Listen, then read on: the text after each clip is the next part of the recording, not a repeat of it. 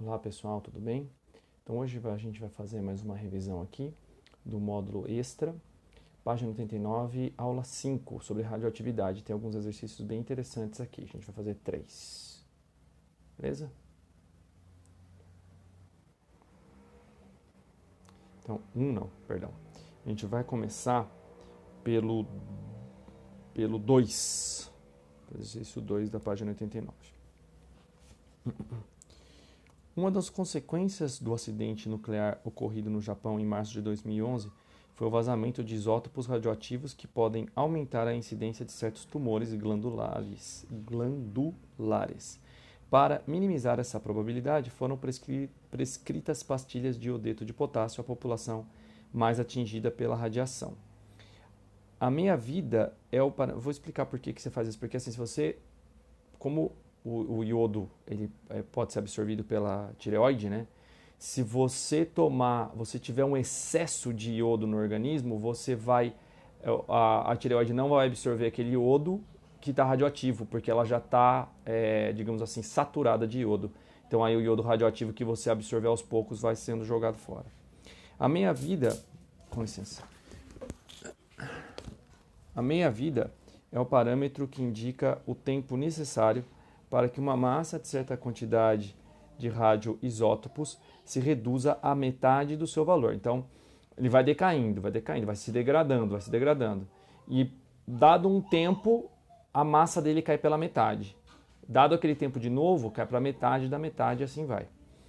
Considere uma amostra de iodo 133,53 prótons, né, 133 de massa e 53 prótons, produzido no acidente nuclear, com massa igual a 2 gramas. Então essa é a massa total, tá? Não a massa atômica, tá? E meia-vida de 20 horas, ou seja, a cada 20 horas ele degrada e metade da massa se vira outra matéria, tá? Outro material. Deixa de ser iodo. Após 100 horas, a massa dessa amostra em miligramas será cerca de... Então, é um exercício que eu posso ir fazendo pouco a pouco, tá? Eu não preciso me preocupar com nenhuma fórmula, tá? Então, se eu começo com 2.000 gramas, 2.000 miligramas, perdão, 2.000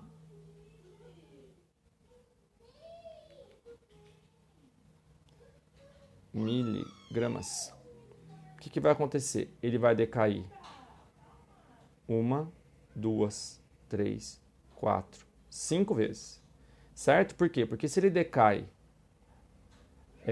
a cada 20 horas, diminui pela metade, a meia-vida, então em 100 horas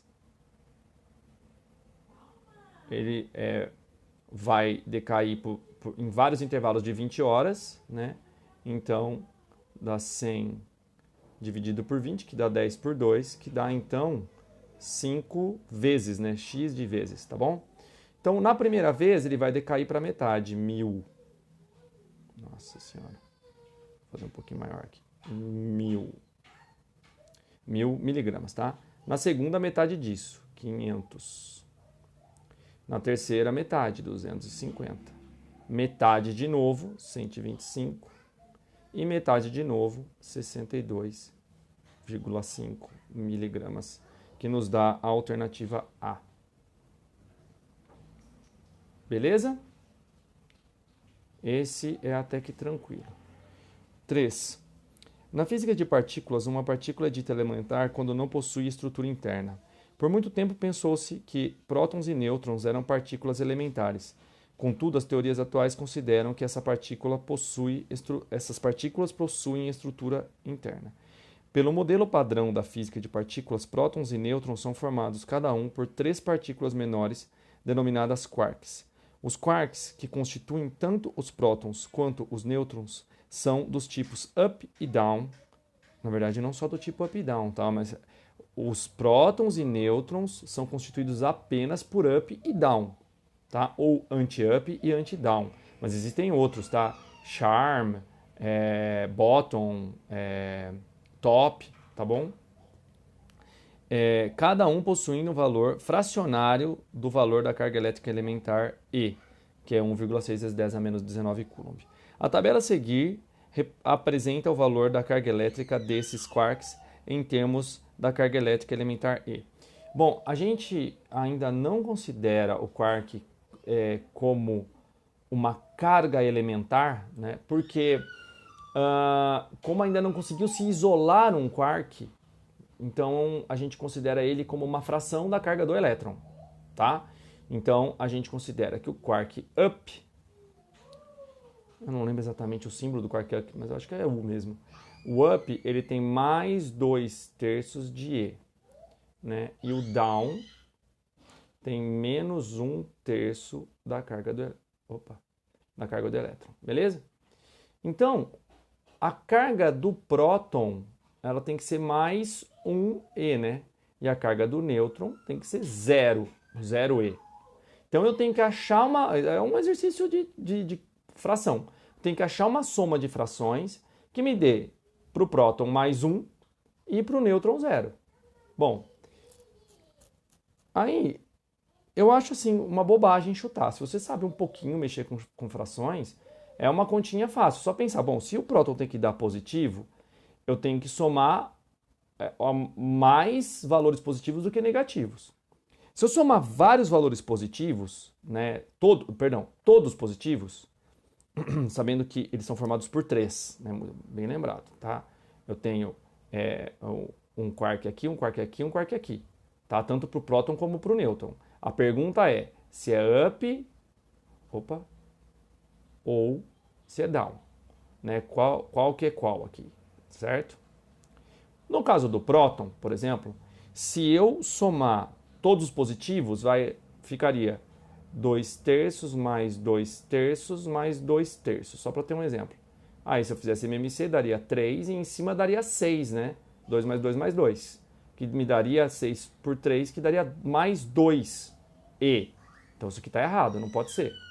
Bom, então eu faço 2/3 mais 2/3 e subtraio 1/3.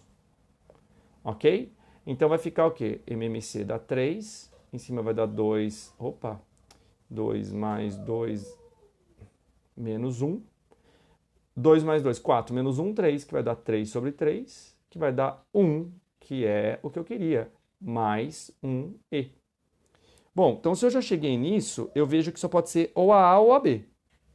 Só que na A, ele diz que o nêutron é up, up, up. Não pode ser, porque eu já sei que não vai dar, que vai dar mais 2, né? Então só poderia ser a D.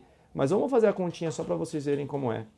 O nêutron vai ser composto de mais 2/3, menos 1/3 e menos 1/3. Que vai me dar, né, no MMC aqui, 2 menos 1 menos 1. 2 menos 1 dá 1, menos 1 dá 0. 0 sobre 3, que dá 0, que é o próprio nêutron, né, que tem carga total 0. Beleza? Então é a alternativa D a resposta correta. Ok? Vamos para o último de hoje, que esse aqui é um pouco difícil, apesar de parecer simples, né? Só ter símbolos e tal, porque ele envolve bastante conhecimentos, tá? Partículas alfa, beta, partículas beta e partículas gama penetram com velocidades comparáveis perpendicularmente um campo elétrico uniforme existente em uma região do espaço, descrevendo as trajetórias da figura a seguir. As trajetórias 1, 2 e 3 representam respectivamente. Bom, aí a gente tem um problema sério, porque ele mostra as trajetórias 2 aqui, né? A trajetória 1, que é curva, mas é longa, e a trajetória 3, que é curva, mas ela tem um raio de curvatura menor, né? Ela fecha antes.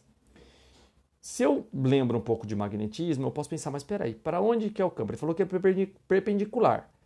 Mas se fosse perpendicular assim, não daria certo. Porque para uma partícula carregada sofrer ação da força de um campo magnético, ela tem que estar para acontecer o que aconteceu aqui, tá? Ela não poderia estar entrando perpendicularmente dessa maneira. O campo não poderia ser para cima, daria errado, porque aí eu teria um movimento que seria saindo do plano aqui da tela, tá? Então, é complicado, não poderia ser assim. Bom, mas se for perpendicularmente ou perpendicularmente, como? Né? Porque ele falou que entra perpendicularmente. Então, ele entrou aqui, né? Se não foi perpendicularmente assim, como que é? Então, ele é perpendicular saindo, aqui ó, saindo ou entrando do plano da tela, tá? Ou do plano da folha, se você pensar. Mas você pensa, mas saindo ou entrando? Não fala. Porque se ele falasse que está saindo ou que está entrando, eu já saberia facilmente a resposta. Porque eu conseguiria identificar qual que é a carga positiva e qual que é a negativa. Por quê? Porque a partícula alfa, ela é um núcleo de um átomo de hélio, tá? Ela é igualzinha a um núcleo do átomo de hélio, o hélio 2+, tá? Isso significa que ela tem 4 partículas, sendo que 2 são prótons e 2 são nêutrons, tá? A partícula beta é o próprio elétron, o elétron negativo, tá? Bom, ele não fala se é a beta mais ou a beta menos, né? Como a beta é o elétron, então se ele falasse beta mais, eu saberia que é o positron, que é o antielétron, tá? E aí a gama é um fóton. Eu esqueci o símbolo do fóton, mas eu vou escrever aqui, é um fóton. O que é um fóton? É uma partícula de luz, tá? Ela não tem carga. Então, essa daqui tem carga, essa daqui tem carga, essa daqui tem carga, essa daqui não tem carga.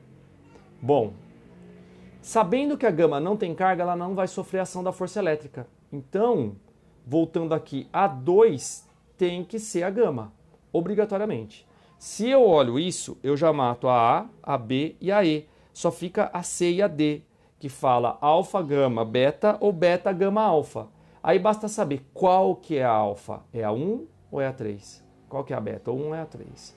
Aí eu pensei o seguinte, bom, como essa partícula que está indo mais longe, ela tem uma inércia maior, né? A força que agiu sobre ela não foi capaz de fazer ela fechar a curva antes. Então, se ela tem uma inércia maior, provavelmente ela é a partícula alfa, que tem 4 massas semelhantes à do próton, porque a do nêutron é semelhante à do próton, e a massa do próton é 1000 vezes maior do que a massa do elétron, aproximadamente. Então, aqui eu tenho uma massa de 4000 massa do elétron, tá? Com licença. E aqui eu teria apenas a massa de... Opa! Me confundi aqui. Uma massa do elétron. Se a gente pensar... Se eu imaginar que a de cima é a gama, já estou escrevendo aqui, né? Então, essa aqui teria... A de cima é a alfa, perdão.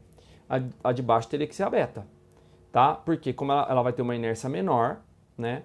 Aí você pensa, mas e a força que está agindo sobre? Bom, a força que está agindo sobre eles tem que ser uma força que esteja aqui agindo para cima e aqui agindo para baixo. Para agir como uma força tipo centrípeta, que vai fazer uma ir para cima e a outra fazer uma curvatura para baixo, tá? Mas essas forças vão ter igual valor? Não, porque a carga dessa partícula aqui é o dobro da carga dessa. Então, você fala, então a força que age em cima é maior, né? É maior, mas ela é só o dobro, né? Tudo bem? Então, essa aqui, se eu falar que essa é F, essa daqui vai ser apenas 2F, para mexer uma massa 4000 vezes maior. Então, a proporção seria 2000, digamos assim, essa proporção entre força e massa, essa aqui ainda seria, de cima seria 2000 vezes mais difícil de mexer. Então, seriam as partículas alfa, gama e beta, que no caso me dá a alternativa C, tá? Então, é um exercício difícil porque ele recorre a vários conhecimentos aí, conhecimento das partículas, das cargas, das forças,